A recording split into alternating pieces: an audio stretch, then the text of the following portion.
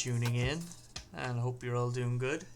So this video here today is going to be about the Corruption Rage deck I was playing in the last video, and going to be trying to explain why I think it is good against zombie chickens and Order Rage. And then right now, in my opinion, it's more of a core and a concept of a deck to counter these cards, maybe in counter these decks in Conquest. The idea behind it is to just be able to beat one of those two every time, especially at the end of the month and ladder, where you start seeing a lot more of these two decks as people try to rush to the top of the leaderboard for their master tickets. So I think it can be adjusted and changed a little bit to be better, especially with some, like, I need more curse keeps, so obviously there'll be more of those. But for now, I think the idea is definitely there, and it's possible to build something with it against these two decks. So let me try explain it here. So we start off with Advanced Nefaros. The choices of heroes for the deck, where it's double corruption, single rage. So your choices were Advanced Nefaros, Basic Nefaros, Enoch, I guess these two Ammons as well. I didn't even consider them, to be honest. And then just for this deck, and then we have Circle of Fire from Zash Flamebringer. Circle of Fire, not too useful here, because yeah, it doesn't synergize making any tricks happen with the deck anyway. Blood Feast with Enoch, absolutely useless in this deck. It doesn't spread too wide at all. You don't want to sacrifice half of, like, these are big creatures, you don't want to be sacrificing them. And enemy creature gets -1 speed until the end of turn. It's just, I mean, it could be used because we have 1 speed creature here, like Raki Berserker, and we have Battle-Scarred Elders and all. We don't have any 3 speed. It could be used. So if you haven't gotten Advanced Nefaros yet, I'd say you can do this for the time being. But it's not going to be as good. And then Advanced Nefaros we are using because he is a nice late game hero to get extra value. So against Order Rage, really handy to take, a Phoenix if you can, stuff like that. Yeah. Even a Battle-Scarred Elder, then draw a card, is really nice when that happens. As long as you're later in the game, you just always get value. It's not as helpful as Advanced Despina, because she literally can just pick it out of her deck, but it is cheaper, and you are removing something and getting it back on your side, so it's good in its own way. Anyway, that's why I chose him over the other heroes. And then we have 2 Fia Dragon Doors, just a solid 2-drop, and helps get some extra damage in against Order Rage with her ability, and also if she's got 1 energy, she can hit into an Abhorrent Ghoul and trade with it equally. Yeah, she's just helpful, and she's just here as a 2-drop as well to help curve out the deck better, because it's not too control-y at all. And then here we have Symbol of Fury against zombie chickens. This is super good because you save it to hold it for the chicken, kill the chicken. It doesn't do too much against ghouls and parasitic fungus, but you really want them for the chicken in that matchup. And then against Order Rage, it's Face Burn. You want to hold it until you have enough reach to just burn them down. When they're around 10 HP or so, you hope to have a good bit of damage that you can do before they use that Fateful Day, stuff like that, or the angels start healing. Tortured Orc, and this is where it starts getting kind of countery for them both. Tortured Orc cannot be Symbol of Fury on turn 2, and it also cannot be Noxious Fumed, which I think is really handy. It's also, a 2/3/2 speed that helps kill zombie legionnaires and stuff like this. It's nice. The only problem is if you draw loads of these at the beginning and not your Fia or anything else because of the slave tag, but it's solid. It can't be taken out too easily, and yeah, can help you control the aggro, but also stays on the board against Order Rage for that first turn. So in an ideal world, you go Tortured Orc, And then you go Reki Berserker on turn 3. And then Reki Berserker is swift, so that is 4 damage to their face. And then on turn 3, they can only use Fireball to take out one of these, so you will get another 2 damage in. And most likely they'll take out the Berserker, and you need to have another creature then to attack again with the Orc. But it's possible. Nice quick 6 damage done then. Fireball, same thing, takes out all of the problems that Zombie Chickens brings in. The fact it's instant, same with Symbol of Fury, the fact that they're instant is what makes them so good against the chicken.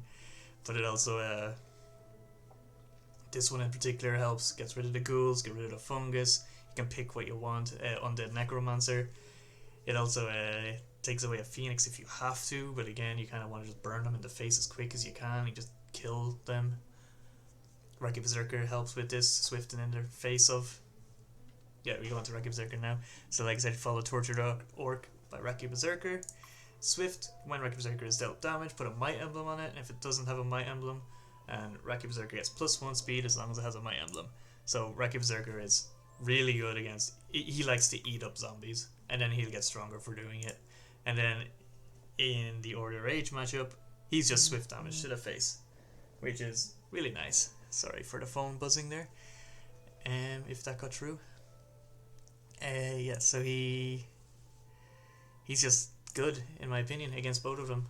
He has his uses in both matchups. Fire Blast, this is where things start to get a bit. This is more in here in case you don't get matched up against either, but Fire Blast is always handy in the zombie matchup. You take out something with 3 damage and then it can kill like the Eternal Servants and stuff like that. The Fire Blast is always just a nice card to have. Dragonfire probably should be put up to 4 copies of it, but for now we only have 3 copies. This is what I mean by it could be fine-tuned a bit. Deal 5 damage up to 1 enemy creature, destroy an artifact. Right now artifacts don't really matter too much, you don't see too many artifacts, but is always helpful to have it on it. Dragonfire is good at just taking out anything Order Rage puts on the board. It's good at taking out anything. It's a bit slow against the zombies, but if you get to that point of the game, take out a Duke Harsford, stuff like that, you know. It's just a solid card, solid removal. Basically says Dragonfire kills whatever creature you want. And when you're on 6 mana, you can resurrect whatever you want then with Advanced Nefaros. Battle-Scarred Elder, 3 mana, 3 level. When Battle-Scarred Elder enters the field, draw a card. If it has the most attack among creatures you control. Cycles itself. Big bulky guy. Solid. Helps you, just keeps your hand full while also putting a nice threat on the board. Bigger than everything the zombies can throw at you. The Order Rage have to ray it or use a Dragonfire on it. And this is the point of this deck now where you also play Nightmare Crab in this deck, which will be played before Battle-Scarred Elder if possible. But I'll get to him anyway. It's another.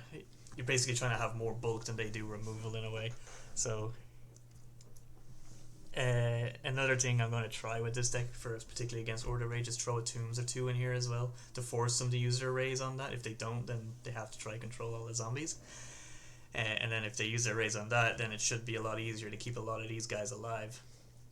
So Vraska, Flesh Sculptor. Unsure if I want to keep her in here, but the point of her is when you have her in your hand and Order Rage is ready to use their hero power because you have a bunch of creatures on the board, you just place her. They can no longer use their hero power effectively. She'll give you a zombie for everything they kill. But again, it's very situational, and I'm thinking about taking it out. Maybe that's what will be changed to Dragonfire there, for example. We'll see. So far, she's definitely one of the weaker cards in the deck. I don't have enough creatures spammed out a lot of the time. So yeah, take that with a grain of salt. She's definitely replaceable for now. Suffocate. This is just a decent card. It takes out Phoenixes, but It also just helps you if you get matched up against anything that isn't Order Rage or uh, Order Rage or zombie chickens. So if you get against soldiers or elves or anything like that, Suffocate will always devastate them. It's a really nice card like that. That's why I only have one copy of them though. It's a bit later and you're hoping, I don't know. But if you're playing this in a Conquest deck, you would remove this. That would be a Dragonfire right there. Or something that's better at taking out zombies. For example, another Fire Blast. Something like that. Yeah. Succubus then just gives extra reach in the deck. So between Symbol of Fury, Fireball, Succubus, we have what? 12 reach, 24 reach, plus another 8. So that's 32. 32 burn in the deck. Against Order Rage, that is really helpful. She helps also keep you alive longer against any aggro zombie deck. Flying, so she's not so easy to trade into. Just a solid card. Then if you add on the swift damage that you can pick away with the Raki Berserker as well, that leads you to 40 damage that the deck can do without actually, just attacking with normal creatures. And if you start doing tricks with your nefaros, like you send her in to attack and they have to do a trade, then you re-resurrect her and she gets a 3 damage anyway and you heal. Yeah, she can be quite nice. Plus you'll never actually want to do 20 reach with the deck anyway, because you've got so many big bulky things that can get through at some point. They will get a attack or two off with something. It helps a lot. Shamhar the Undying Rage. This guy's crazy. So zombies just can't match him really. They'll have to use a lot of removal to get him, or hope an undead dying necromancer somehow gets something with deadly to attack into it. And he's very solid against Order Rage. He's got the 4 health, which is always good against Rage. So they have to Raid or Dragonfire again, the same as these bunch of cards here. But he also can be brought back from the grave at the same cost if you draw a Tortured Orc.